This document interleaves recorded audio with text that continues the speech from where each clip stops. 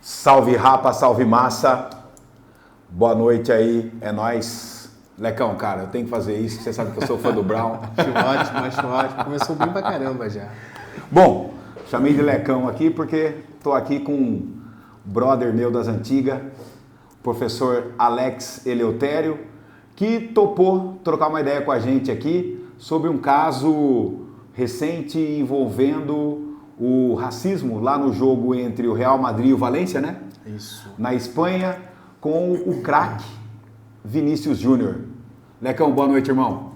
Boa noite, Boi. Boa noite a todos e todas. Satisfação imensa estar aqui. Bom demais trocar essa ideia.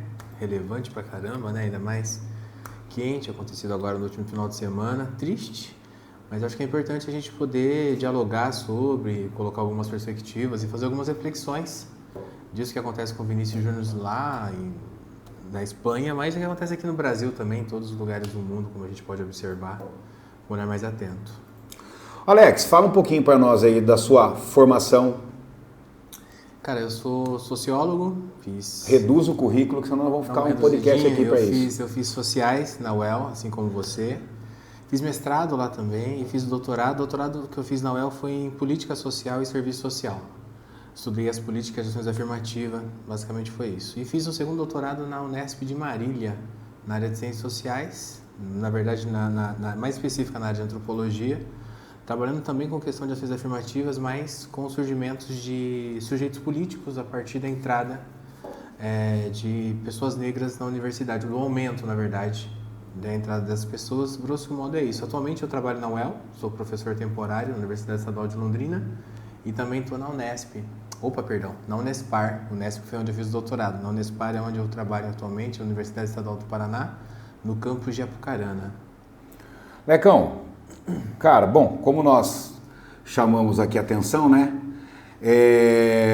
Nosso bate-papo hoje é em função do caso que aconteceu com o Vini Júnior, que foi alvo de ofensas racistas por parte dos torcedores do Atlético de Madrid no jogo da Liga dos Campeões da Europa. É isso, né?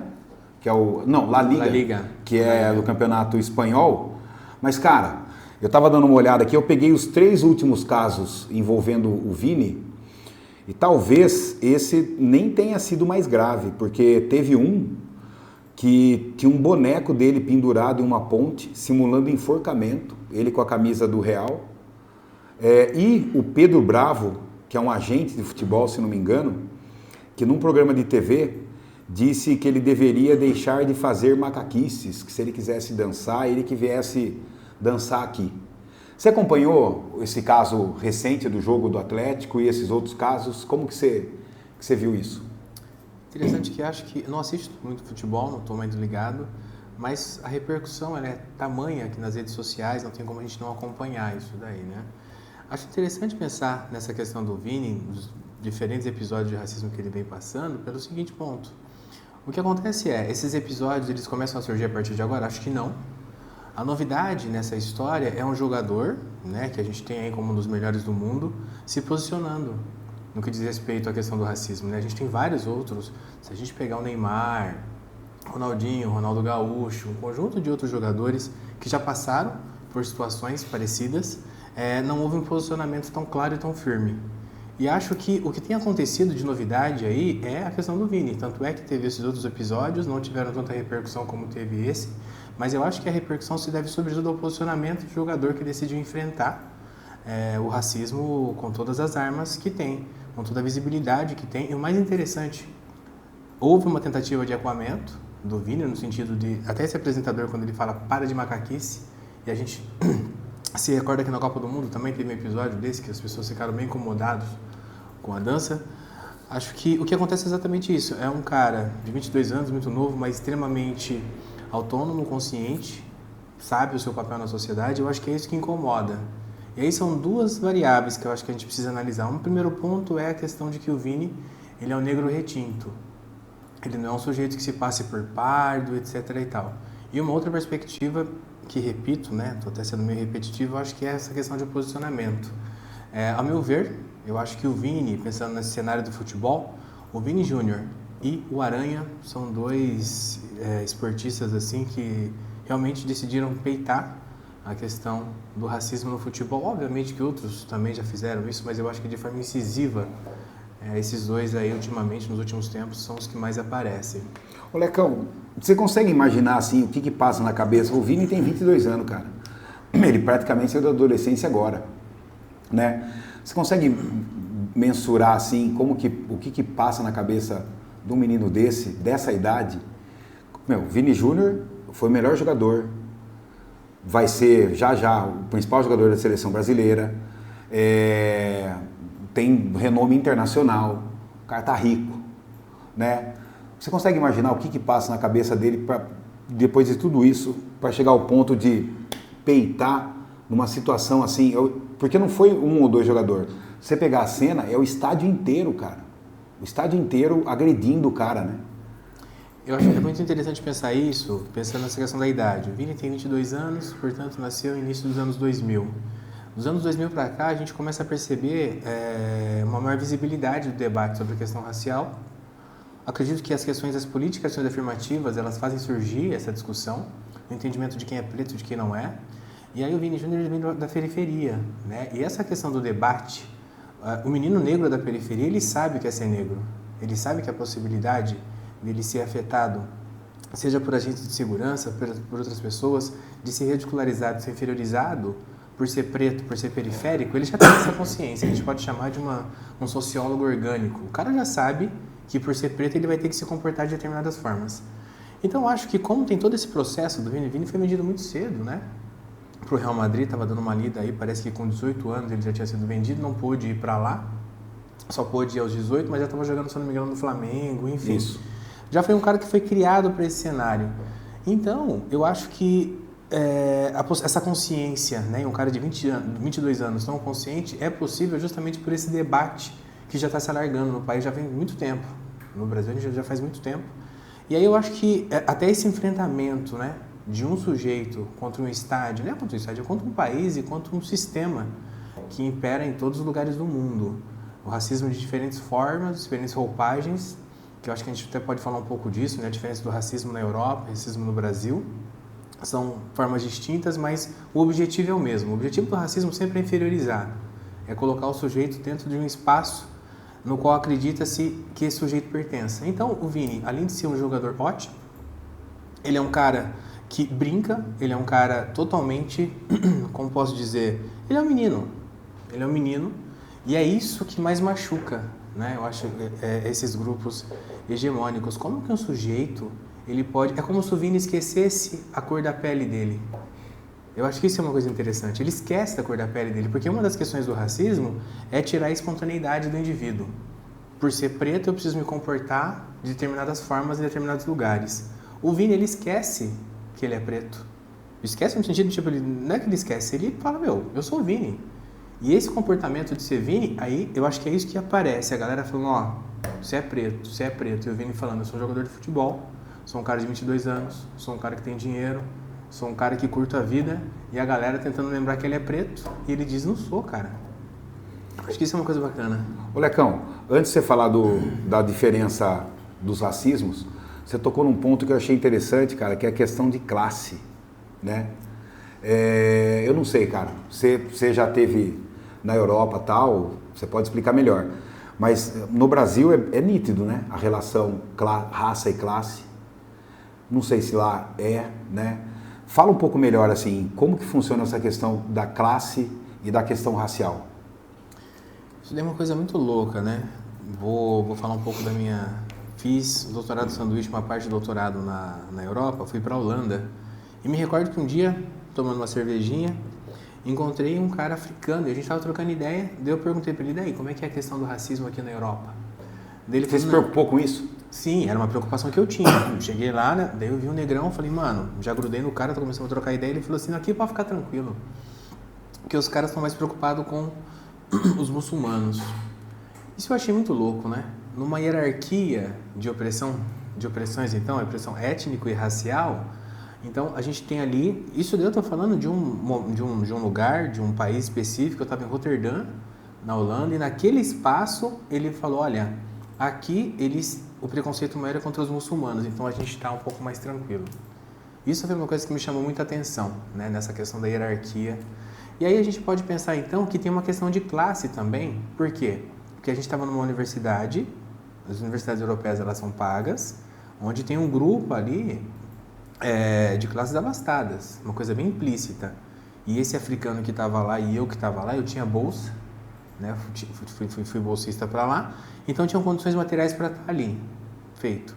No Brasil, eu acho que essa questão ela fica um pouco mais nítida, porque até o próprio Aranha, estava lendo recentemente, o próprio Aranha disse que o racismo ele já começa a mostrar sua perversidade quando ele faz com que um garoto negro precise sonhar em ser jogador de futebol para ter uma ascensão social. E aí, essa é uma característica, né? Grande parte dos jogadores, eles vêm de uma classe econômica menos abastada, a gente sabe disso. E aí eu acho que isso é uma coisa que vai se entrecruzando, né? Que a gente vai utilizar na sociologia como não é interdisciplinar. Como é que é o conceito mesmo? Não é interdisciplinar, Esqueci. Daqui a pouco vem. Da Gonzalez, né? Da Gonzalez. Interseccionalidade. Isso, interseccionalidade. Gênero, classe e raça. Esse é um conceito bem interessante para se pensar, porque daí, Alex, mas o que aconteceu ali? Sobrepõe gênero, sobrepõe raça, ou sobrepõe classe? Eu acho que classe e raça estão muito juntos ali, porque é aquilo que a gente disse, né? Um sujeito que economicamente está muito bem resguardado, e aí o que resta? Questão de classe. Questão de raça. Para apontar nesse sujeito. Então, eu acho que a gente precisa, para entender esse movimento todo, gênero, classe e raça, elas são categorias importantes para entender esse processo. Ô Lecão, voltando pro... Não, fala um pouquinho, antes de voltar para o futebol, fala um pouquinho da diferença do racismo do Brasil e fora do Brasil, para a galera entender. E depois me conta assim, você falou do Vini, que tem ou melhor, você lá na Holanda chegou e falou, opa, deixa eu ficar esperto. O Vini, talvez quando ele tenha ido para a Europa, ele já tenha ido... O Vini enfrentou muita pressão quando ele foi, que eu me lembro, porque ele não, parece que ele chegou lá e ele sentiu um pouco, não sei se era o caso do racismo, mas ele sentiu um pouco a cobrança dele ter que fazer gol, né? Quer dizer, ele foi comprado para fazer gol. Então ele foi muito criticado pela imprensa e o cara deu uma puta volta por cima, né? E agora temos que enfrentar isso, não é isso? Então, assim, queria que você falasse um pouquinho dessa diferença do racismo lá e aqui, mas que você contasse um pouquinho. Eu achei interessante esse esquema de o Vini é o Vini, mas e uma pessoa que não é o Vini? Ela chega num lugar, uma pessoa negra, ela chega e ela fica esperta assim, pô, peraí, deixa eu olhar, deixa eu ver como é que funciona. Eu acho que é bem interessante essas duas categorias, e aí entender o racismo é entender o modo como ele se desenvolve historicamente dentro de cada contexto social, geográfico, econômico, político. Para a gente pegar o racismo no Brasil, ele tem uma característica muito singular. O Horaci Nogueira, já na década de 50, já vai falar de duas formas do racismo existentes no Brasil e nos Estados Unidos, por exemplo, certo? Nos Estados Unidos é o racismo de origem, ou seja, preconceito de origem, o sujeito tem um tataravô, tem um ascendente que é negro, automaticamente o sangue desse sujeito é um sangue sujo, ou seja, independente da cor da pele do sujeito, ele vai sofrer preconceito isso nos Estados Unidos. Pensando no Brasil, a gente vai falar sobre um preconceito de marca. Os traços do sujeito, eles caracterizam então como sujeito sendo... E o preto ou o negro seriam categorias que são categorias como que a gente denomina como significantes ou estereótipos que marcam o sujeito de forma... um estigma. Eu acho que fica mais interessante até para a gente pensar com o Goffman. O que é esse estigma? E aí vou pegar um outro autor também, Frantz Fanon, que eu acho interessantíssimo. Pessoal, se liga. Frantz Fanon é interessantíssimo. Frantz Fanon, Goffman e Horaci Nogueira. Horaci Nogueira. O do Goffman, como é que é o nome do livro do Goffman? É estigma mesmo, né? Estigma, enfim, estigma não me lembro. Alguma coisa. Não sei que é lá do eu, não me lembro mais.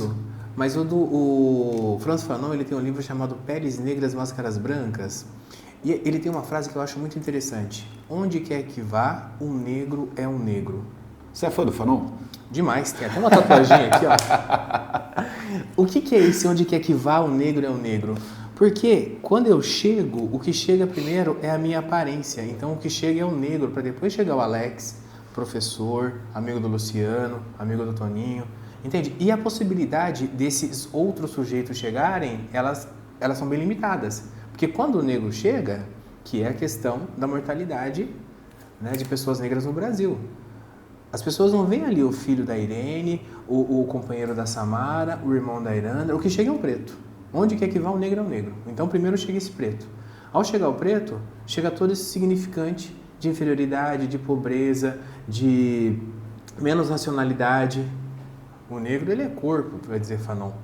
O negro é um sujeito biológico. Só que essa é uma construção europeia. E aí a gente entra um pouco no racismo europeu. Porque no Brasil, o que se tem então é um preconceito de marca, cujo objetivo, em última instância, é garantir postos de trabalho, acesso a bens e serviços. Se a gente pegar lá no processo de colonização, quem eram os negros, quem eram os brancos? Os brancos, europeus e seus descendentes. Quem eram os negros? Escravizados, trazidos do continente africano. Feito. Qual é o papel do negro na sociedade brasileira de 1532 até 1888? Força de trabalho. O negro é bem quisto. É muito interessante pensar nisso, que o negro é muito bem quisto durante o período colonial, imperial. Durante o período escravocrata, o negro é um sujeito bem quisto. Opa, todo mundo querendo. A partir da abolição da escravatura, que se tem um projeto para se eliminar pessoas pretas e pardas que a gente denomina como negros no Brasil.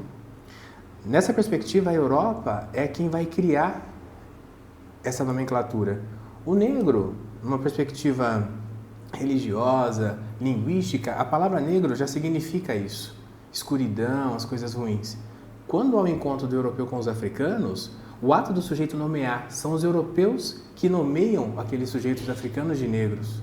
Então eles pegam uma palavra que a priori já tem um significante, um significado, colam numa população, e quando denominam essa população de negros, eles podem se chamarem de brancos. Porque até então, os brancos não se chamavam de brancos. Antes do período de colonização, antes de 1500, grandes navegações, os francos e toda aquela galera não se chamavam necessariamente de brancos. Eram outras as nomenclaturas utilizadas. Grosso modo, então, o que estou querendo dizer? Na Europa, há esse poder, o poder de nomear. Os europeus, eles nomeiam os outros grupos sociais de acordo com as circunstâncias e com os interesses econômicos, sociais, políticos e assim sucessivamente, né? Então, eu acho que acontece um pouco disso. Esses europeus, então, a gente tem que lembrar do contexto político. A gente está numa onda extremamente crescente de uma direita extremamente radical, isso, né? Isso eu queria que você falasse também. E aí eu acho que acontece o seguinte, esse preconceito, então, não está lá desde hoje. O estádio que gritou pro Vini no último dia, os últimos episódios, não é uma coisa recente. Sempre esteve lá. Só que o momento político é como se houvesse uma liberação, né? Uma autorização, que é o que acontece no Brasil também, depois das eleições de 16 com o Jair Bolsonaro.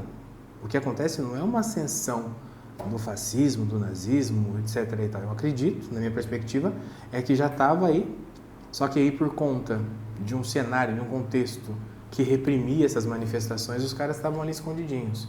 E agora a gente tem essa possibilidade. Então aquele cara que gritou, chamando o Vini de macaco, etc. e tal, ele sempre esteve ali. Chamou Aranha, o Marinho dos Santos. Exatamente. Meu, tem um monte de cara. O contexto geográfico, eu acho que ele é muito... O contexto geográfico não, perdão. O contexto político eu acho que é muito importante. Então não é uma coisa nova. O que está acontecendo? Os caras estão aumentando? Não. A gente já viu lá o nazismo e o fascismo na década de 30, na década de 40. Os caras, eles estão ali escondidos por um conjunto de questões políticas, sociais e econômicas que os caras não puderam tirar a máscara, e agora a gente está nesse momento. Então acho que acontece um pouco disso, né? Lecão, por que pegando um pouco aqui no Brasil, eu pontuei aqui, o Aranha foi um ícone, né, cara? Mas não que, se você pegar, por exemplo, na democracia corintiana, lembrando que eu sou quinzista, Vladimir, tem Sócrates, Vladimir e o Casagrande. Vladimir era negro. É negro, né? Tá vivo Vladimir, né? Eu não sei. Eu não sei. No Santos, um narrador, ou melhor, numa rádio, um comentarista esportivo disse que o Marinho ia voltar para a Senzala.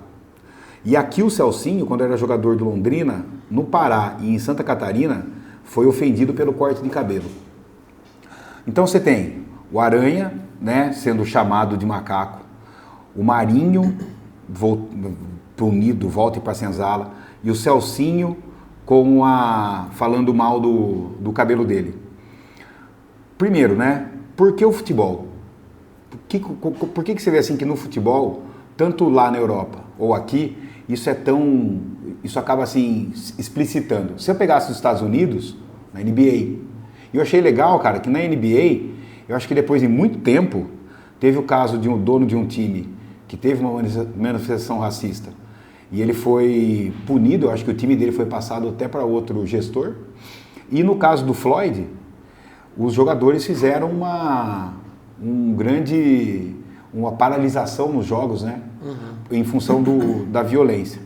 Mas né, no esporte em geral, mas no futebol, por que ele é tão... Cara, ele explode assim?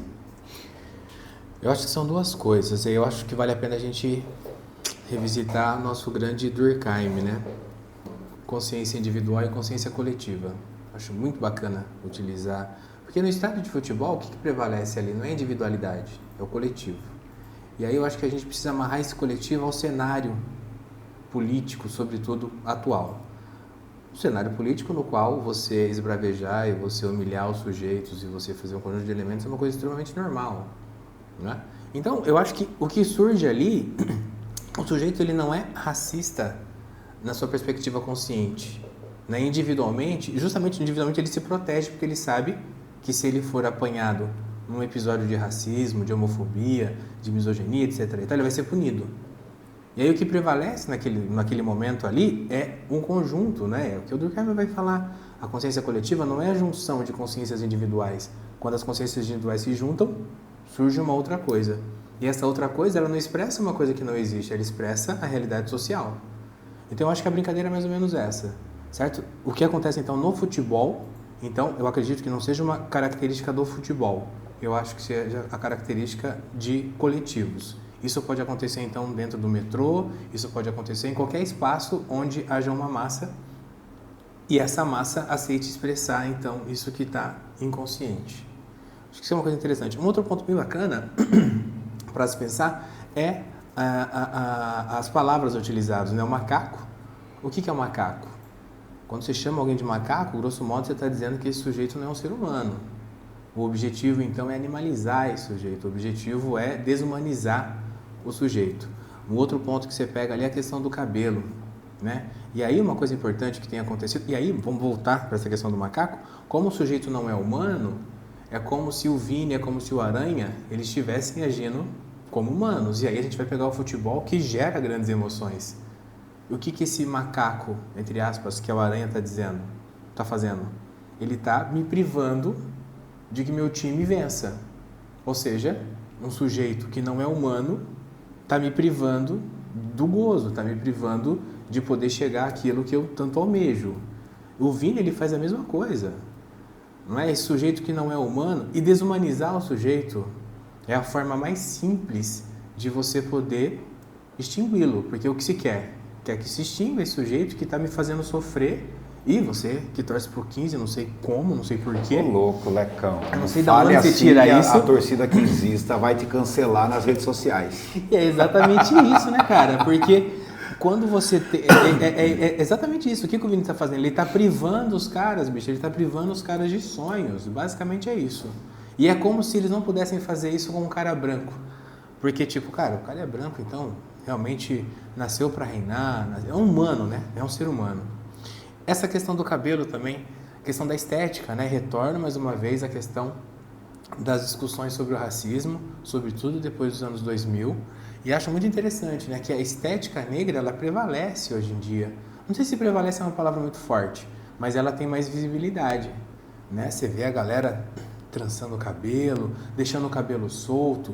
Os caras estão usando o cabelo como bem entendem. Cabelo é cabelo, pô. Queria eu ter cabelo, pô. Somos dois.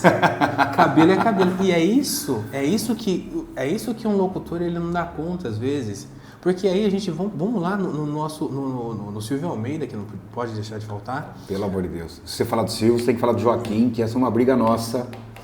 Eu sou muito fã do Joaquim, sou fã do Silvio. Mas enfim, deixa isso pro nosso café no pedal. Mas não vamos nem pegar o ministro. Vamos pegar o Silvio Almeida, escritor. Não, obviamente que não dá para separar uma coisa da outra, né? Mas o Silvio Almeida, no livro Racismo Estrutural, ele começa de forma brilhante. Ele vai falar o seguinte: a natureza da sociedade brasileira ela é racista. Então, se você vê alguém que não é racista, esse é a exceção que confirma a regra. E para você não ser racista, você precisa estar consciente. Por quê? O racismo, a misoginia, a LGBTfobia, todos esses tipos de preconceitos, de racismos, de tentativa de inferiorização racial, ela está na linguagem, cara. Isso é um problema. A linguagem estrutura o racismo. A linguagem permite com que todos os tipos de preconceito continuem a ser disseminados. Dê um exemplo para a turma entender, Alex, o que é essa linguagem? A questão da linguagem? A questão da linguagem... Bom, que eu tenho assim, por exemplo, para mim, cara, evidentemente, piadinha já é uma forma, é uma linguagem suave, amena, de fixar um preconceito.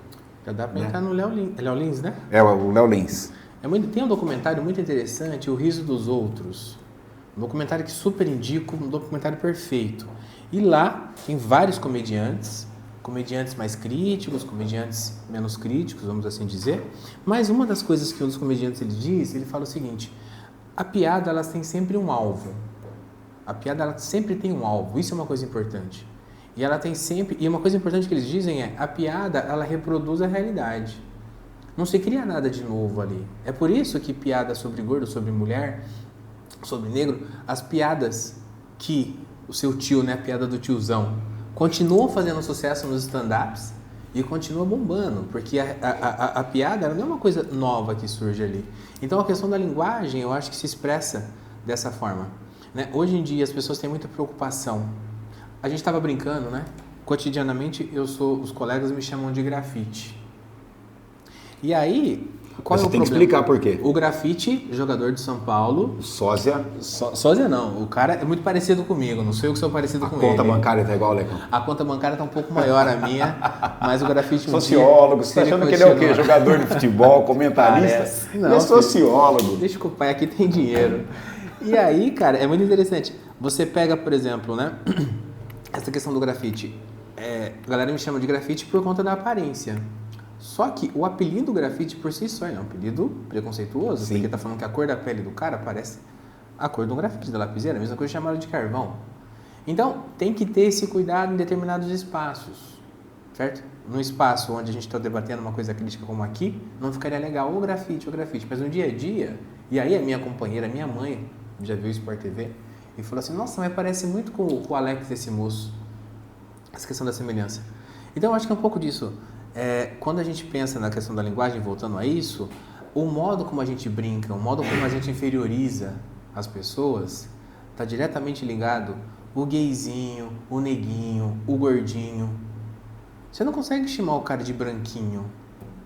Você não consegue chamar o cara de, nossa, que fortinho. Entende? Basicamente, você vai apelar dentro de uma lógica que já opera no processo de inferiorização dos grupos sociais. Não sei se ficou claro. Ficou claríssimo, claríssimo. Até essa questão ficou claríssimo. Entende? O claro já está claro. Na linguagem. A linguagem vai dizer: não, Alex, ficou escuro, ficou negro. Entendi. A linguagem, o modo... Então você nomeia... Foi isso que o europeu fez. Eu vou dar um exemplo bem tosco. É a mesma coisa de você ter um filho hoje. O que o europeu fez com os povos africanos e seus descendentes? Você tem um filho hoje, esse filhinho vai nascer daqui, sei lá, nem nasceu ainda. De repente, vamos colocar o nome no baguri. Qual vai ser o nome do bagurizinho? Vamos colocar o nome desse sujeito de Satanás. Como é que esse moleque que nem nasceu ainda vai ser tratado? Nossa. Consegue imaginar? Há a possibilidade dessa criança ser morta na rua?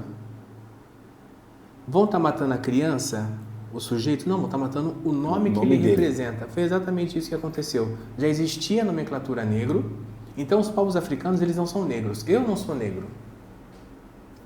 Sou um cara preto, retinto. O negro guarda esse significante. Compreende? Então o negro ele é passível de morte. O negro. E é disso que o Vini consegue se desvencilhar. E quando ele se desvencilha caminhando pela espontaneidade, isso deixa a galera surtada. Muito bom. Ô Lecão, peraí. Tem uma coisa, eu vou voltar no Léo Lins já. Mas eu tenho ou melhor, deixa eu falar uma coisa. Você estava falando da piada, uma coisa que eu estava ouvindo e lendo sobre o caso do Léo Lins. Tem uma coisa que a turma não entendeu. que porque ele teve um show dele, que ele postou no YouTube, com um monte de ofensa, que foi tirado do ar em função de uma medida de uma juíza que entendeu lá os crimes de intolerância e racismo que ele praticou. Ok, se não me engano ele não está proibido de fazer show, acho que algo não, nesse sentido. Só esse vídeo que foi excluído. Foi tirado. Mas o que eu vejo na piada, cara, ela estava falando do Durkheim e da consciência coletiva, da consciência individual, a piada ela tira de dentro do seu alguma coisa que às vezes você já sentia, você já tinha, né? Então, quando o cara faz uma piada nesse nível, na verdade você está rindo de algo que está em você, que está no seu cotidiano, né? Sim. Então eu falo para a molecada assim, eu estava pensando assim, claro que eu já vou voltar para a conversa, Tonho, mas eu estava falando assim, como que chega a esse ponto no estádio, né? Por exemplo, o estádio é um microcosmo da sociedade, né? Então, tô eu lá que sou professor, tá você, tá ele que é psicólogo, tá a dona de casa, tá a família, tá o policial, quer dizer, as pessoas têm profissões, um tem uma família, outro tem outra, um é solteiro, outro é casado, outro é idoso, um é rico, outro é pobre, outro é branco, outro é preto, outro é pardo, outro é homossexual, tá todo mundo no estádio, né? Uhum. Então, quando a gente vê, eu acho que isso que você falou é muito importante para a moçada entender. Quando o estádio se manifesta dessa forma, a sociedade está se manifestando dessa forma, né? Isso está entranhado na história, isso está entranhado na cabeça das pessoas de que agora, né, se eu vou seguir o rumo desses indivíduos, não é uma coisa nova. Isso já aconteceu dentro de casa, já aconteceu no trânsito, já aconteceu no supermercado, no restaurante, em outros momentos, né? Acho isso fica muito claro. Vou usar essa palavra aí. Claro. E aqui, Lecão, tem um detalhe. Do caso do Léo Lins, né? As piadas e as comédias. Ô, Alex, deixa eu pegar um pouquinho esse esquema da piada aqui. A gente não tinha combinado sobre isso, mas já que nós tocamos no assunto, cara, é só uma piada? Isso é uma coisa bem interessante. Tem um livro bem bacana chamado Racismo Recreativo, do Adilson Moreira. Mas, uma coisa importante, pro comediante, ser comediante, a primeira coisa que, antes de mais nada, qualquer comediante ele precisa compreender a sociedade na qual ele está. Isso é básico. Um comediante no Brasil, ele não vai conseguir ganhar dinheiro fazendo as mesmas comédias nos Estados Unidos, na França, na Europa, porque ele vai precisar entender o contexto no qual ele está. Então, a primeira coisa que ele vai dominar seria basicamente o entendimento de quem são os grupos inferiorizados dentro daquele contexto. Já começa por aí. Então, ele precisa entender quais são os grupos, historicamente, inferiorizados dentro daquele contexto. Ele não precisa saber a história do porquê que esses grupos foram, mas ele precisa saber quais são os grupos historicamente inferiorizados. E aí a gente vai entrar numa outra questão. Quem quer ser inferiorizado? Ninguém. Então, possivelmente, se você vê um sujeito desse contando uma piada sobre um sujeito negro, esse sujeito negro ele vai estar rindo também, porque ele não quer participar dentro desse grupo minorizado. E isso é uma questão importante. Porra, mas o próprio negro dá risada de piada negra, a mulher dá risada de piada misógina, o gay dá risada sobre isso. Então, o objetivo é não se reconhecer naquele sujeito. O Léo Dias, ele faz exatamente isso. Léo Lins. O Léo Lins, por que ele não faz uma piada sobre Jesus? Não tem piada sobre o cristianismo. Porque é aquilo que ele acredita, aquilo que ele representa, ele sabe que isso é perigoso. Ele não vai fazer piada sobre judeus. Não vai fazer, não sei se fez, acredito que não. Não vai fazer porque tem todo um poder econômico, tem toda uma questão. A sociedade judia é muito forte no Brasil. Ele vai atacar aqueles que, historicamente, mesmo que ele seja processado, vale a pena. Vale a pena ele pagar o processo, porque o que ele vai arrecadar, e isso é uma questão muito importante, com toda essa discussão em torno desse sujeito, o que aconteceu, a gente está na época das redes sociais, das mídias sociais, um conjunto de pessoas que não conheciam esse artista, exatamente, ele passou a conhecer. Então esse é um problema. Então acho que é um pouco disso, Boi. Por quê? Esse sujeito, ele seleciona e ele sabe que ele vai chocar. E o bizarro, em tempos de redes sociais, o bizarro, ele tá se transformando em dinheiro. Ele está se transformando num conjunto de elementos. Então, uma piada nunca é uma piada. Ponto. Por que uma piada nunca é uma piada? Porque uma piada ela sempre tem um alvo. Uma piada tem um objetivo. O objetivo de inferiorizar. O objetivo de dizer, sobretudo, que você não é o objeto da piada. Alex, mas eu já vi piada, já vi gordinho fazendo piada de gordinho, já vi negro fazendo piada de negro. Aí você precisa compreender que esse sujeito ele não se beneficia dessa piada. Muito pelo contrário, ele está reproduzindo, que é aquela velha discussão. A mulher não tem como a mulher ser machista. A mulher, ela reproduz o machismo na sociedade, porque ela não se beneficia disso. Ah, mas ele se beneficia economicamente. Economicamente, o cara pode até se beneficiar, mas enquanto ser humano, não tem como. Porque ao fazer uma piada sobre gordo, ao fazer uma piada sobre negro, a uma mulher, quando fazer uma piada sobre mulher, ela faz as pessoas rirem, possivelmente economicamente ela ganha uma grana. Por outro lado, ela se desumaniza, porque ela vai continuar sendo tratada, entre aspas, como uma mulher. E ela gera, assim, num grupo de pessoas que vem, que isso passa a ser visto, tá vendo? É normal, é só uma piada. Isso não vai impactar em nada, até ela faz uma piada sobre ela. Até ela faz uma piada sobre ela, entendi. Mas essa é a perversidade da piada, porque daí o sujeito não pode vencer, junte-se a ele. Basicamente, eu acho que essa é a questão que está por trás desses elementos, e esse sujeito, o Léo Lins, ele faz exatamente isso. Ele sabe que vai chocar a sociedade, porque ele, antes de mais nada, ele conhece a sociedade. Ele tem uma história. Ele tem uma história. No stand-up. Exatamente, e você pega o perfil do sujeito, né? É o cara que não vai ser zoado. Homem, branco, hétero, cristão. Rico. Olha lá o homem branco, olha lá o cara rico. Ah, eu vou fazer uma piada com ele porque ele é rico. Entende? É por isso que quando surgem esses caras dizendo, eu sofri preconceito porque eu sou hétero. Não tem como, cara, porque você não vai ser morto. Olha, você não vai ser desumanizado. Explica isso melhor. O quê? Esse esquema. Essa lenda que surgiu recentemente do racismo reverso. Tem que falar mesmo sobre isso? Tem um amigo meu, professor, o Celso, que é um cara muito legal e muito inteligente. O Celso, quando falava do racismo reverso, ele falava assim, vou falar do Papai Noel, você vai entender.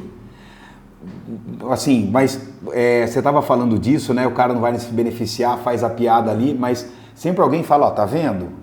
Eu não posso, se eu venho nesse bairro aqui, que tem muito negro, eu sofro preconceito. Se eu vou ali naquele bar, se eu vou naquela torcida, se eu vou naquele grupo de estudantes, naquele coletivo. Explica essa lenda do racismo reverso. Eu acho que para entender o racismo reverso, eu acho mais fácil a gente entender essa questão do prestígio, do privilégio. O que acontece? Um perfil de sujeito, é muito interessante, que eu queria que tentasse fazer o exercício de tirar o sujeito desse negócio. Se uma criança nasce homem, branco, hétero, cristão, rico, enfim, nasce com esse perfil, você já consegue saber como é que vai ser a trajetória desse sujeito. Independente de ele ser o José, o João, o Alex, nasceu, você já sabe qual vai ser a trajetória desse sujeito. Essa é a brincadeira. Para mim, o racismo reverso, então, o que é? É a limitação dos privilégios em todos os lugares. O cara ele tem privilégio em todos os lugares do mundo. De repente, ele vai numa festa onde o público daquela festa é formado, em sua maioria, por pessoas LGBTQIA+, ele vai se sentir menosprezado. Tá vendo? Eu sofri racismo reverso. É que ele está tão acostumado em caminhar por todos os lugares, as mulheres não podem caminhar por todos os lugares, elas precisam estar atentas, porque elas podem ser estupradas a qualquer momento. Os negros não podem caminhar por todos os lugares. O sujeito negro, quando ele sai, já falei para você algumas histórias. No prédio onde eu morava, por exemplo, as pessoas já me questionaram, o elevador de serviço é o outro, não sei o quê. Sempre tem que estar atento, certo? Ser visto como um negro é sempre estar atento ao que os outros vão pensar. Você precisa estar atento o tempo todo. Por quê? Preto parado é suspeito, correndo é ladrão. Você não pode ficar parado na frente do seu prédio porque você esqueceu a chave. Você tem que dar uma volta, porque se você ficar parado ali, as pessoas vão se assustar e você também se assusta com esse movimento. Consegue compreender? Já o privilégio, e aí quando a gente diz um homem branco, obviamente Alex, que esse homem branco... Isso é um exemplo maravilhoso de privilégio. Mas essa questão do homem branco tem que tomar muito cuidado também. Porque se o homem branco for pobre, se o homem branco for da comunidade LGBTQIA+, se o homem branco for de uma religião de matriz africana, consegue entender? Todas essas variáveis, elas têm que ser levadas em conta também. Então, quando a gente diz o homem branco, a gente está falando o homem branco, hétero, europeu, blá, blá, blá. Um conjunto de elementos. Mas basicamente o racismo reverso é utilizado por um grupo de pessoas que, acostumados ao privilégio cotidiano, de acesso à espontaneidade de todos os lugares, eles são minados em um espaço.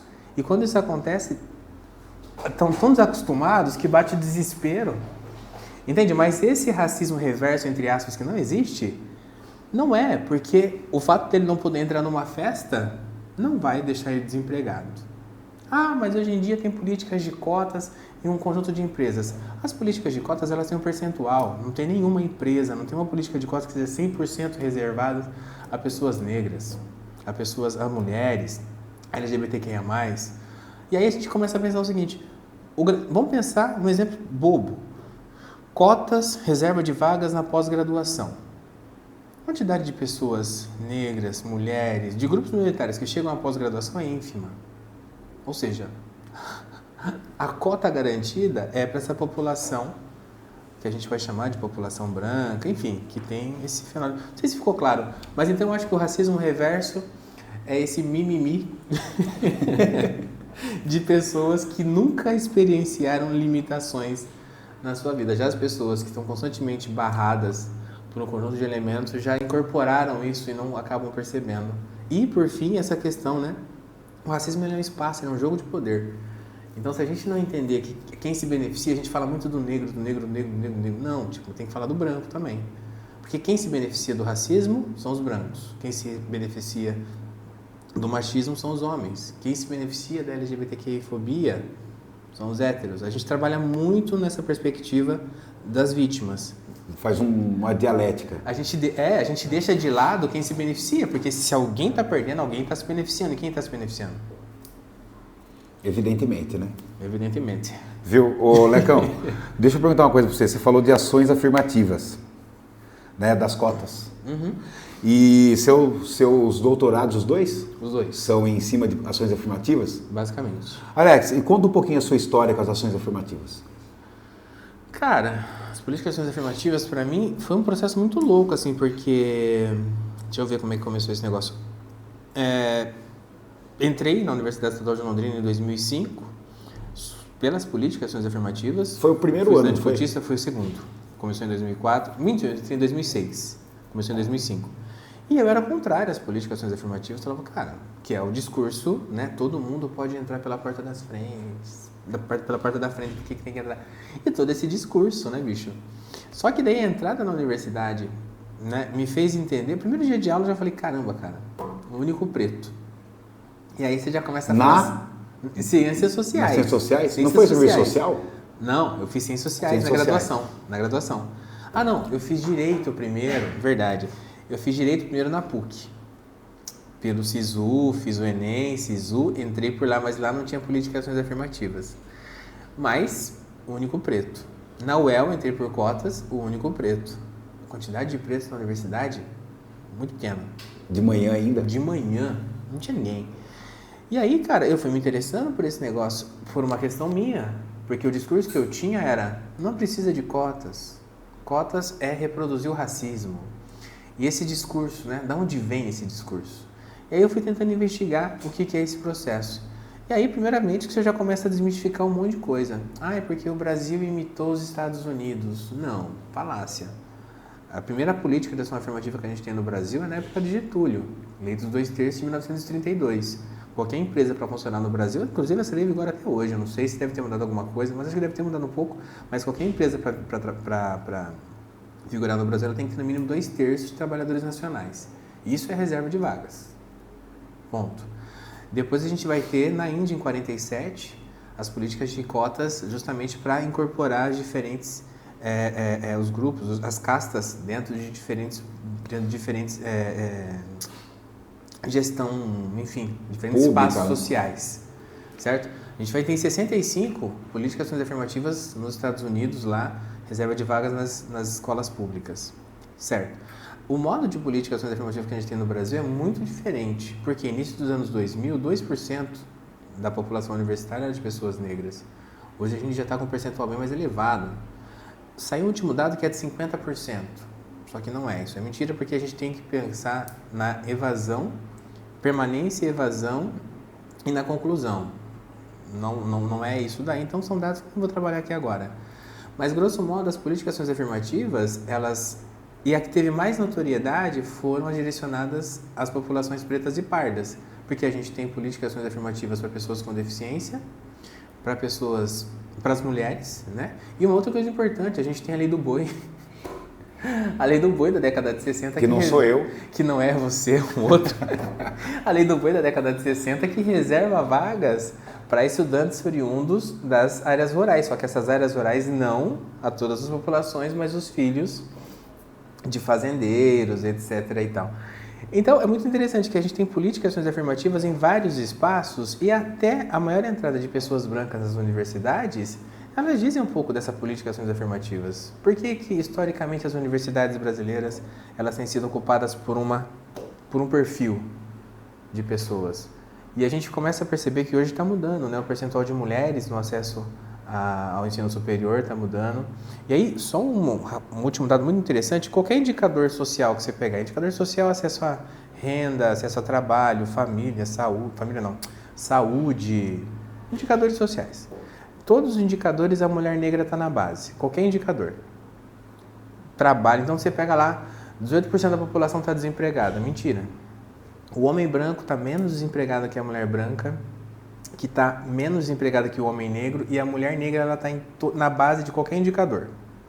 Há um único indicador onde isso muda, um único, que é o acesso, olha a perversidade do racismo, que é o acesso ao ensino superior. As mulheres negras estão acessando mais o ensino superior do que os homens negros. Só que daí, por que isso acontece? Porque na faixa etária de 17 a 24 anos, onde estão os jovens negros? Morrendo. Ou trabalhando. E aí, uma coisa importante, é o único indicador. Quando a gente vai para o mercado de trabalho, o homem negro, mesmo sem ter escolaridades tal qual a mulher negra, ganha mais do que a mulher negra. Entende que coisa louca? Mesmo indicador trocando a mulher negra no acesso, mas a mulher negra está acessando mais porque os homens negros em idade universitária estão morrendo, etc. e tal. Então, as políticas afirmativas, elas são, a meu ver, uma forma de garantir sonhos. Eu fui coordenador do PROP, Programa de Permanência Estudantil da Universidade Estadual de Londrina. E o que a gente fazia? Quando da implementação das políticas afirmativas, enfim, um processo longo, mas a partir de 2011, houve essa iniciativa da UEL de ir até as escolas estaduais e falar um pouco sobre o que são as políticas afirmativas. A gente se deparou com o quê? Grande parte da molecada da periferia não sabia que a UEL era uma universidade pública, que não precisava pagar. Cara, eu já ouvi isso, Alex. Eu queria lembrar quem foi uma colega que me contou isso, que eu fiquei assim, eu não sabia do SISU. Não, a molecada não sabia de nada. A molecada na periferia, por quê? Quem que acessa a UEL? Os filhos dos patrões. Entende? Quando a molecada passa, quem tá lá, entende? Isso é uma coisa louca. A molecada, mas como assim? Mas pode entrar lá? Mas é de graça? Como é que funciona? Não sabe o que é SISU, não sabe o que é ENEM, não chega essa informação. Então, o próprio ele vai lá e fala assim, o programa de permanência estudantil, cara, e a gente começou pelas escolas da periferia, né? A gente mapeou, vamos começar pela periferia. Muitos estudantes. Agora, estava vendo no jornal na última semana, no primeiro resultado do vestibular aí, passou uma galera do Pioto, como que é o nome? Um colégio da periferia, no 5 conjuntos, passou uns 3 estudantes lá. É muito interessante você ver, eles passaram direto. Muito interessante você ver isso porque a galera está chegando a essa informação de que a Universidade Estadual de Londrina é gratuita, etc. e tal. Os meios para você... E isso é capital cultural, isso é capital social. Né? Para grande parte dos jovens de classe média, essa informação ela chega naturalmente. Possivelmente o pai já foi para a graduação. Aliás, para grande parte dos jovens que nos ouve, não fazer uma graduação não é uma opção. Não é? Isso que eu acho que é interessante, e aí não é uma crítica no sentido de que você tem privilégio, não. É que não fazer uma graduação não é uma opção. Já para essa juventude periférica e sobretudo negra, fazer uma graduação não é nem um sonho, não é nem uma possibilidade, entende? Então, acho que as políticas afirmativas, para além de garantir as vagas, elas vão gerar esse debate. E voltando lá no começo da nossa conversa, O Vini tem 22 anos, então nasceu no início dos anos 2000. Início dos anos 2000 é quando começa a se debater a questão das cotas. E é um momento que o Brasil vai falar, ó, mas não tem preto, não tem branco, todo mundo é igual. Voltando lá em Gilberto Freire, questão da mestiçagem. E é um momento onde um conjunto de estatísticas e estudos vão falando assim, ó, não é isso não. Negros, indígenas, brancos, eles têm posições diferentes na sociedade. Isso tem sido reproduzido ao longo de toda a história brasileira. Mas isso a Lélia Gonzalez tentou falar loucamente muito na década de 70, 80, 90. Sim.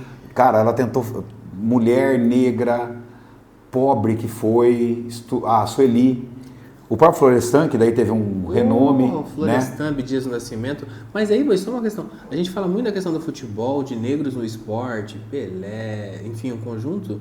Mas é interessante pensar que nas ciências também, uma área que isso que eu queria que você falasse. Lecão, cara, é isso aí.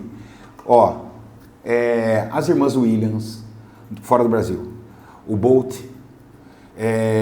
o próprio Aranha, o Vini, o Neymar, cara, né, você pega assim, no esporte, geralmente coletivo, né? Se você pegar agora o Hamilton na Fórmula 1, né? Na Fórmula 1. O Tiger Woods, que é jogador de golfe, né? Mas assim, esporte individual, tênis, eu não sei de um tenista negro no Brasil, um golfista negro do Brasil, um esgrimista negro no Brasil, não sei, né? Velejador, não sei se tem, mas no esporte coletivo. Mas no esporte, aí eu penso assim, então tá, eu quero ler um autor negro, eu quero ver um diretor de cinema negro, eu quero ver um negro, preto, pardo, mulher, preta, parda, eu quero ver uma cineasta, cadê, né, esse capital cultural negro, né? Ele não aparece, cara. Eu sei da Lélia, da Sueli, que são pessoas que eu leio com muito prazer, e a Djamila, a própria NL tem umas publicações muito interessantes na área da educação, né? Então, assim, eu sei um pouco do que eu vou atrás, que eu curto, né? Mas eu não sei o esporte. O Bourdieu fala muito do esporte, ele fala, o esporte é corpo. O corpo, é pau a pau, né? Quem tem mais habilidade tem. E na intelectualidade, como é que fica? Eu acho que essa é a chave. Você falou, eu conheço porque eu curto e vou atrás. Isso é uma questão importante, porque o que é disponibilizado são materiais. O objetivo desse material, ele tem toda uma perspectiva, como que a gente pode dizer? Bom, vou por outro caminho. Minha área de interesse, eu gosto muito da psicanálise. E aí, cara, se ouve falar em psicanálise, Melanie Klein, Freud, Lacan, enfim, um conjunto de caras. Não sei de quem você está falando, mas tudo bem. São os caras bons, Freud explica, Lacan estraga tudo. Mas aí, no Brasil, quem que é essa galera? O que eu descobri indo atrás, pesquisando? Um dos caras que vai trazer a psicanálise para o Brasil, Juliano Moreira, final do século XIX, bicho. Juliano Moreira, que foi um dos primeiros diretores do Hospital Psiquiátrico do Rio de Janeiro. O cara tá aí. Como é que você faz para saber disso? Você não vai achar isso fácil, vai ter que pesquisar, porque é um processo de invisibilização, né, dos intelectuais negros, que é o que a Sueli Carneiro vai chamar de epistemicídio. Certo? Verdade. E aí é muito interessante que você pega o Juliano Moreira. O Juliano Moreira, então, que é um dos primeiros caras a falar de psicanálise no Brasil, veja bem, ele está falando no final do século XIX. Freud vai escrever a interpretação dos sonhos em 1900, cara. Ele está ali, ó, dialogando com Freud no começo do negócio. Em 1950, a gente tem uma moça chamada Virginia Bicudo, que foi socióloga também, a primeira psicanalista não médica no Brasil. E a Virginia Bicudo, ela foi uma das responsáveis também por implementar a psicanálise. Tanto é que, dentro da própria psicanálise, poucas são as pessoas que sabem da trajetória da Virginia Bicudo. Como é que você faz isso? Você tem que ir pesquisando, porque não é uma coisa que chega. Se você for pegar um livro de psicanálise brasileira, você vai ver um conjunto de autores que já estão aí. Homens, brancos, héteros, etc. E tal, e os donos do capital. Os caras que puderam pagar nesse negócio. Então a gente tem o Juliano Moreira fundando o negócio, a gente tem a Virginia Bicuda Virginia Bicudo, que foi uma das responsáveis pela disseminação da psicanálise no Brasil, e a gente tem a Lélia Gonzalez, que foi a primeira a traduzir Lacan no Brasil. Olha que coisa louca, cara. Lélia Gonzalez foi a primeira a traduzir Lacan no Brasil. E Lacan, para quem não conhece, da área da psicanálise, nem vou me debruçar muito, mas é um sujeito extremamente complexo, de uma erudição absurda, sabe? Tipo, todo mundo, os lacanianos, aí, galera da psicologia que gosta muito. Aí, Tony. Toninho não quer nem saber de Lacan. É o caos. Lélia Gonzalez fez esse negócio. Depois a gente vai ter Neuza Souza, também que escreve em 1983 no livro Tornar-se Negro, com base totalmente nessa perspectiva. A gente vai ter Isildinha Batista. Por que eu sei desses autores? Tive que pesquisar muito. E esses autores não estão nas universidades. Estão em cursos optativos, etc., mas não está no cânone acadêmico. Porque o cânone acadêmico, isso é o racismo institucional. A gente fala muito do estrutural, que é importante, mas o institucional é o que está presente em todas as instituições. Por que esses caras não são trabalhados lá? Por uma opção. Opção pela invisibilidade de pessoas negras e pelo entendimento de que aos negros não cabe o raciocínio, mas sim a emoção. Negro é corpo. Se negro é corpo, então está no futebol, está no vôlei, está em todos os esportes, está na música. E é isso que o nosso querido Gilberto Freire, e o querido foi bem irônico, é que a galera fala de Casagrande e Senzala, mas poucos leram, né? Porque se a gente for pegar o modo como o Gilberto Freire, ele vai falar a contribuição dos três povos, indígenas, brasileiros e europeus, ou africanos e europeus. Mas ninguém lembra que ele fala que o europeu trouxe o quê? A erudição, a racionalidade. O negro, a força de trabalho. O indígena, a cultura. O que acontece? 19 de abril, seu filho chega lá pintado de índio, você vê um indígena com celular, você acha que é um absurdo. Os negros trabalhando com força como força de trabalho é uma coisa normal, só que você vê um cara médico, você vê um cara intelectual, há um estranhamento, e a racionalidade aos brancos.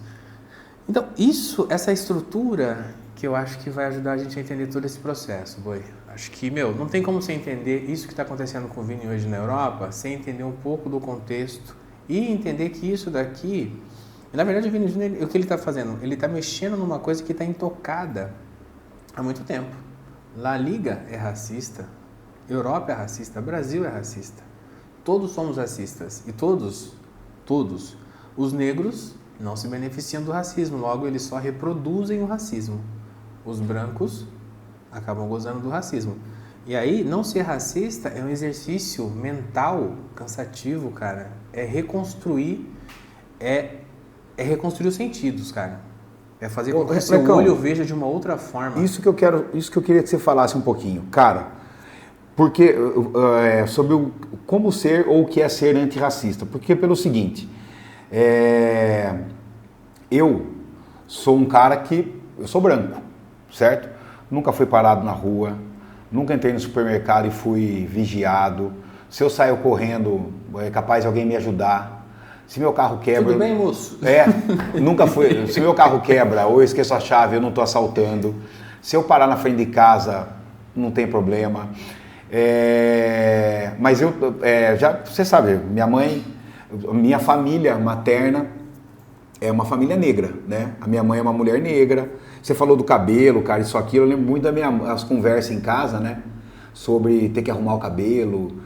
Porque não mexa nesse pichain, porque o cabelo isso, porque o cabelo aquilo. E minha mãe é cabeleireira, e ela sempre teve um pouco de noia com esse negócio do cabelo. Eu acho que de um tempo pra cá, em função da visibilidade negra, ter tido um pouco mais de expressão, mas nem tanto, porque toda vez que aparece um Vini Júnior é calado, né, cara? Ela tem lidado melhor com isso, né? Agora com quase 70 anos, mas enfim. E aí, cara, desde moleque, minha família, né? Então, eu estudei em colégio particular, católico, a minha sala, eu não me lembro de ter um colega em sala de aula pardo, podia até ter, agora preto retinto, não. E quando minha mãe ia me buscar na escola, por exemplo, uma das primeiras vezes, eles queriam saber se ela era minha babá. No começo eu não entendia isso, até que eu fui ligando as coisas, né? Os comentários, as piadinhas, esse tipo de coisa. E isso foi me deixando, assim, eu não sofro isso, mas eu vou percebendo como a coisa vai se disseminando. E aí, cara, mas eu tenho ainda, né, eu absorvi esse lugar, né? Então, por exemplo, como você falou, em algum momento eu devo ter alguma atitude que é racista, ou é homofóbica, gordofóbica, o que quer que seja. Mas, agora, antirracista, cara, você consegue... Eu me policio em todos os sentidos, né?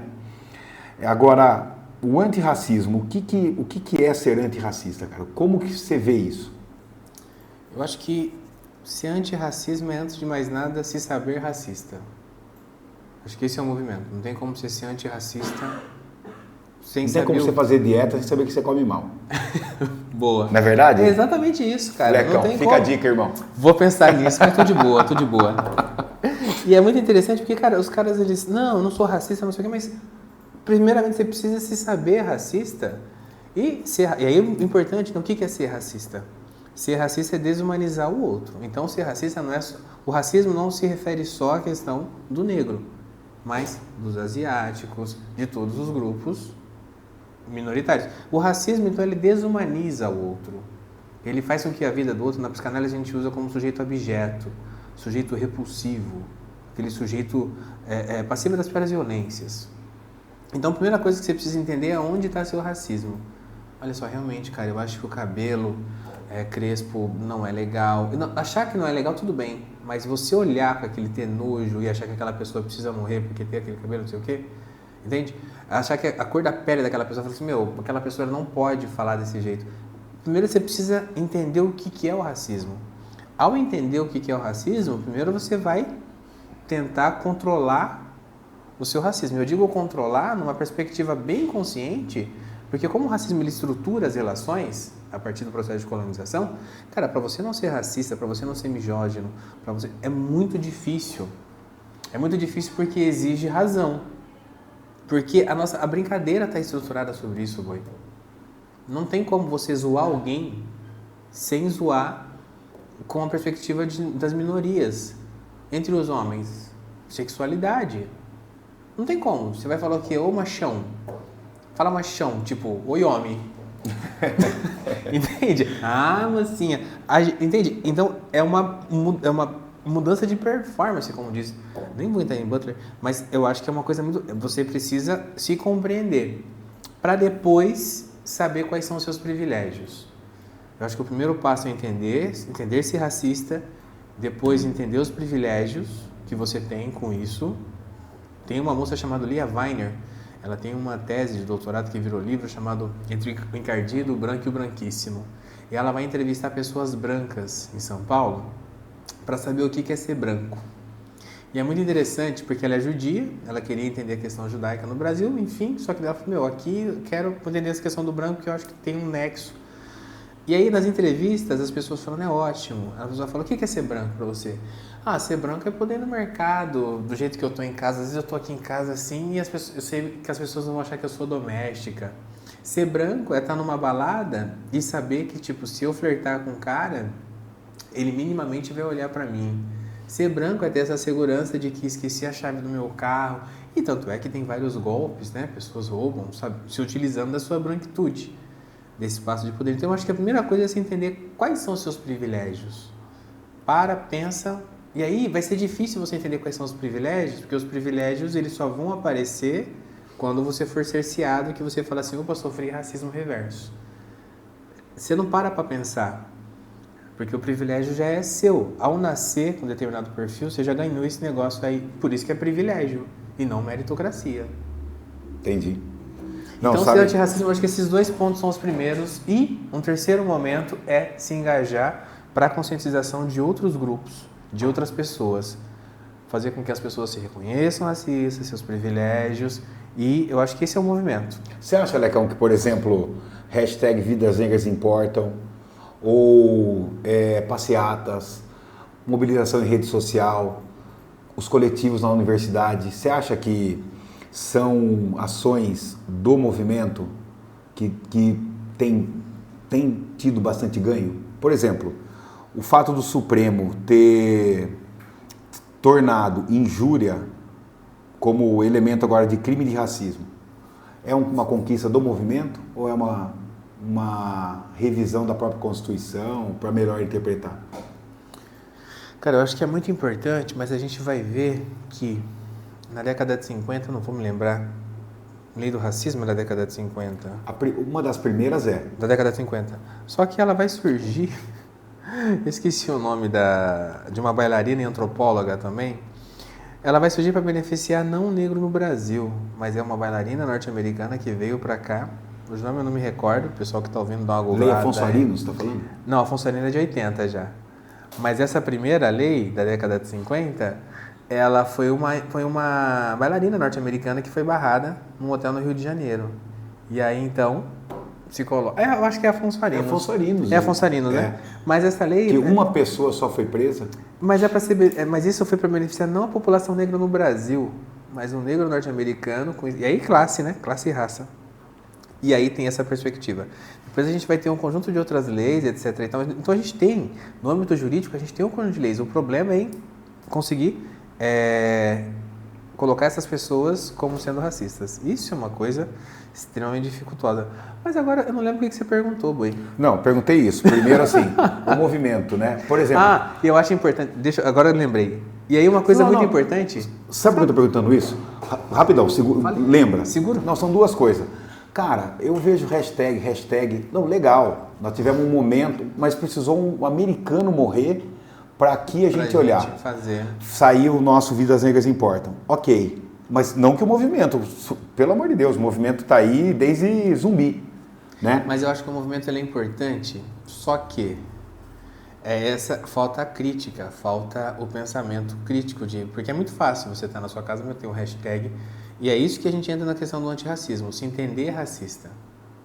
E aí uma coisa que acontece muito no Brasil é a questão do Vini Júnior, extremamente importante, relevante, mas quantas outras pessoas já não passaram pelo que o Vini está passando? E aí teve a questão, os caras apagaram a luz no Cristo Redentor, tá todo esse debate extremamente importante. É igual quando a Maju Coutinho, do Jornal Nacional, e hoje está no Fantástico, sofreu um episódio de racismo, e aí a galera lançou a hashtag Somos Todos Maju. O problema, Luciano, é que se for todo mundo, se somos todos Maju, se somos todos Vini, e o resto? Entende? Eu vi personalidades de todas as áreas se posicionando contra o racismo sofrido pelo Vini Júnior. Mas e o preconceito e o racismo que essas próprias pessoas... E aí a gente vai entrar na questão do Porchat, que foi falar, bom, mas se não está na lei, você, um futuro advogado, vamos falar vamos falar do direito consuetudinário. Não é? Então, para isso virar lei, quantas pessoas vão ter que morrer? E o Porchat, ele foi extremamente... É isso que ele fala, né? Eu sou um branco em desconstrução. Tá bom, filho, mas enquanto ele se desconstrói, o cara tá morrendo, bicho. Um monte de gente tá morrendo. E uma coisa mais importante agora, que eu acho que é o mais louco, a gente tem a informação de que a probabilidade de um jovem negro morrer é 7 vezes maior do que um jovem branco. 7 vezes maior. A gente tem que pensar que a probabilidade... E isso, Alex, cara, desde que a galera pesquisa a mortalidade de jovens, esse número alto de jovem negro, ela não baixa. De branco já baixou. Já baixou? De negro, às vezes ele sobe, mas 7 vezes mas ela sabe fica que é o dado tempo. mais cruel disso? A probabilidade de uma mãe que tem um filho preto perder o seu filho é 7 vezes maior do que uma mãe. Entende? Você imagina? Então, basicamente, se tem uma mulher que tem um filho preto, pardo, essa é a insegurança. Então, eu acho que é isso que a gente precisa pensar, porque os movimentos, eles são importantes, levantar hashtag, etc e tal, tudo isso é importante, mas se o sujeito não for antirracista, pensando nos seus privilégios, pensando no seu racismo, vai fazer igual o Porchat, vai defender um sujeito cujas brincadeiras silenciam. Uma vez eu fui numa reunião do AB e uma advogada estava falando, eu acho interessante que as pessoas falam que as mulheres negras, elas são tímidas. Mulher negra não é tímida. Mulher negra é silenciada, porque desde a infância, abriu a boca, já ouve as piores coisas sobre isso. Aquilo me chocou, velho. Eu falei, cacete, mulher negra não é tímida, mulher negra é silenciada. Não, e quantas vezes uma mulher negra se manifesta, Ah, não, você tá vendo coisa que não existe. E aí, interseccionalidade, né? Gênero e raça, Raça. filho. Aí, gênero e raça. E classe, normalmente, porque a ascensão das mulheres negras tá restrita, né, velho? Porque meritocracia e privilégio, o privilégio é a estrutura da meritocracia. Essa mulher, ela vai fazer a trajetória dela toda sozinha. Acho que é um pouco disso, parceiro. Lecão, bom, eu quero fazer duas falas aqui pro final. Uma, você falou aqui do privilégio, da questão branca, pacto da branquitude. O que é isso, cara? Cara, o Pacto da Branquitude é um conceito elaborado por uma psicóloga chamada Cida Bento. E o que a Cida Bento vai identificar? Grosso modo, ela identifica que o Pacto da Branquitude é esse silêncio do privilégio. É o Porchat, É o Porchat. o racista em desconstrução. O Porchat e o Lins, eles se ligam por quê? Homens brancos, isso é silencioso. O contrário do Pacto da Branquitude, toda pessoa negra que eu vejo em espaços, que eu vou chamar de espaços elitizados, shoppings, restaurantes. Cara, eu, um cara negro, vejo uma pessoa negra, é automático. A gente se cumprimenta. Nunca viu o cara. É um pacto. Parece que a gente se olha e fala, se precisar eu tô aqui. Eu demorei muito para entender isso, cara. Demorei muito. Mas o Pacto da Branquitude é exatamente isso. Ó, não vamos falar. A gente tem privilégio. Estamos aqui na nossa... A gente sabe que a gente não vai... Esse é o Pacto da Branquitude. Então, o que está acontecendo ali com o Porchat, quando ele defende o Lins, ele está automaticamente se protegendo também. E eu acho que essa é a questão. A galera é preocupada com a questão de cotas, né? Por quê? Antes de 2000, as pessoas tinham cotas 100% para pessoas brancas. Por que cota 100% para pessoas brancas? Cara, eu sempre falo isso, Alex. A universidade nasce pública, nasce para atender uma elite. Mas é isso? A cota tá lá. Cara, eu sou um cotista branco. Mas é essa sacada. E por que é um cotista? Você é um cotista porque o lugar ele sempre esteve assegurado para você. Não é, eu em casa, apesar de meus pais ser pobres e tal, nunca teve essa conversa de não vai fazer a universidade. Como assim não vai? Você vai? Exatamente isso. Então o Pacto da Branquitude, eu acho que isso é um dos principais impedimentos para uma questão antirracista. Porque o Pacto da Branquitude é o silêncio. Não sou racista, não falei nada, mas você Até não... tem um amigo. Porra! Ô, louco, até beijei uma moça preta outro dia. Meu motorista, ô boy. Para com isso. Empregada doméstica aqui, ó, tá na família. Ô, louca, a mãe dela já era nossa empregada. Cara, ela já é nossa empregada isso e é a triste, filha, cara, e a isso é filha muito dela louco. já tá começando a lavar louça pra gente aqui. Daqui a pouco vai ser empregada dos meus filhos. Entende o quão complexo é isso? Há uma naturalização. Eu acho que isso que é o pacto da branquitude. Mas, óbvio, trazendo para uma linguagem mais didática, mais simples. Mas o pacto da branquitude é, sobretudo, esse não falar sobre. Ó, fica quietinho também. Nós estamos bem. A gente tá suavão e aí é isso. Lecão, nós começamos o papo sobre futebol. E eu não posso falar, cara, terminar esse papo. Bom, o Vini, acho que ficou claro, né? O que envolve o Vini aqui e fora. Mas, cara, Pelé. Não vou entrar na polêmica do Pelé, eu não sei se eu estou certo, mas o Pelé já se explicou, né? Antes de falecer. O próprio Pelé falava, cara, onde eu sou um homem negro, né? Para a gente fechar essa conversa aí, me até arrepia quando eu penso no Pelé, apesar de não ter jogado no 15, mas massacrou o meu 15ão muitas vezes. Cara, qual que é a importância da figura do Pelé? Eu acho muito louco isso, né? Porque eu já ouvi muita coisa sobre o Pelé, negativamente falando. O cara nunca se posicionou. E é muito fácil, né? É muito fácil. Eu acho que é muito louco porque esse é um discurso comprado também por pessoas pretas. Eu vejo pessoas pretas de renome reproduzindo isso. Pelé de boca fechada é um poeta. E eu acho que acontece o seguinte, a presença desse homem na década de 50, na década de 60, cara. Esse homem, ele passou por todas as atrocidades que o racismo impunha. E aquilo que ele falou, e eu falei também, onde quer que vá, não falou, e todo mundo falou, onde quer que vá o negro é o negro. Então a presença do Pelé dentro do contexto social, econômico, político, geográfico, a presença desse cara preto já diz muito sobre. Ele falou sobre, mas ele percebeu que se ele tivesse falado um pouco mais, não vamos lembrar outros jogadores que se posicionaram e acabaram. E ele está naquele mesmo momento, foi o Muhammad Ali? O Ali, né? Que foi suspenso. Não foi pro Vietnã. Isso. É o mesma momento, época. ele tá acompanhando esse negócio todo, cara. E o cara tá entendendo o seguinte. Não, e os dois estão... O Pelé tá numa ditadura. Né? Um pouco antes, né? O Pelé era um moleque, né, cara? Moleque. Então, igual o Vini, cara. A história... O Pelé se destaca... Claro, Pelé é Pelé, né? Mas o Vini tem essa mesma trajetória. Moleque pobre e tal, preto, jogador de futebol, que de repente, pá, explode. Mas o Pelé, ele tá acompanhando tudo isso daí. Ele tá vendo que, cara, se posicionar é suicídio. E aí ele se posiciona do modo como ele pode.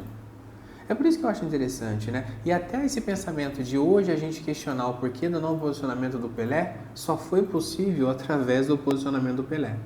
Entende o que eu estou dizendo? O que eu estou dizendo é pensar, é igual essa questão de relações interraciais.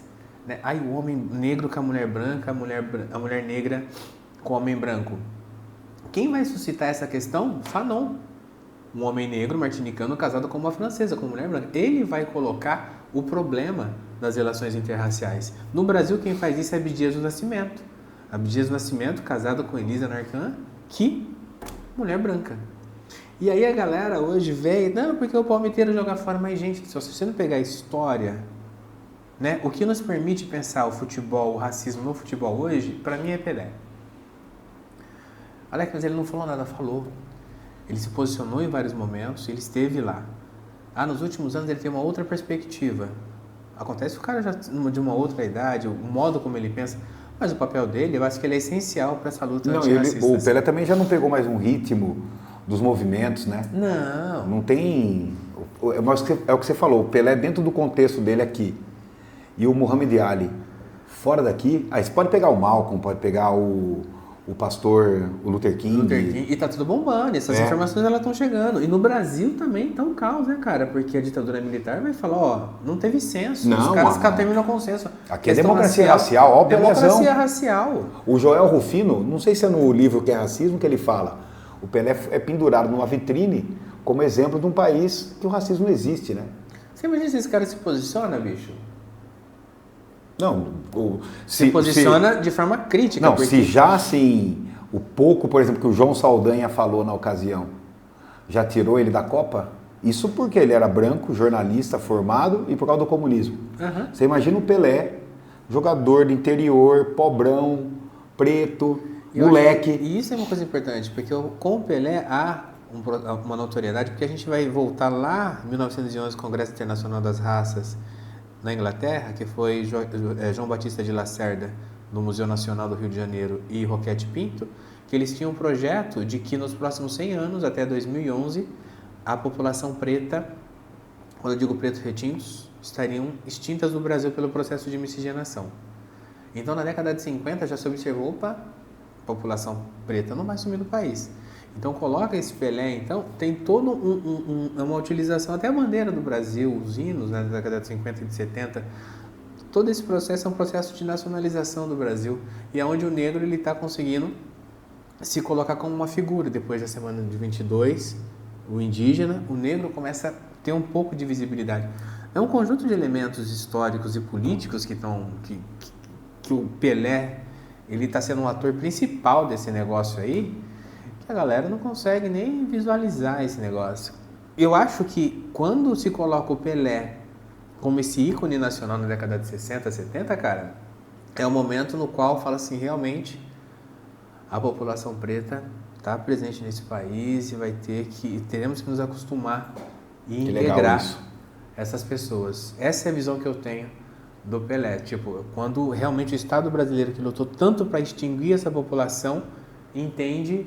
E é o processo de inclusão das populações pretas e pardas, aí hoje denominadas como os negros, a partir do IBGE. Acho que é um pouco disso, boy. Bom, e agora que o Pelé virou termo no nosso dicionário, esse nosso papo foi um papo Pelé. Esse foi um papo Pelé. Pelé pra caramba. Lecão, cara, irmão, quero agradecer seu tempo, disponibilidade, compartilhar esse conhecimento que nessa cabeça carequinha aí, Essa coisa né, linda, fica né, guardando aí. Lecão, obrigado, velho. Obrigado mesmo. Eu agradeço, legal demais bater um papo contigo aqui, Toninho que tá ali só na miúda. Enfim, obrigado, Boi.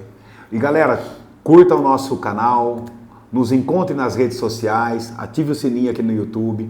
Também estamos no Spotify, no YouTube, no Instagram e em Londrina. Se vier a Londrina, não deixe de conhecer aqui o nosso espaço na Avenida Madre Leone Amílito 1020. Valeu, Lecão. Valeu, Toninho. Galera. Até mais.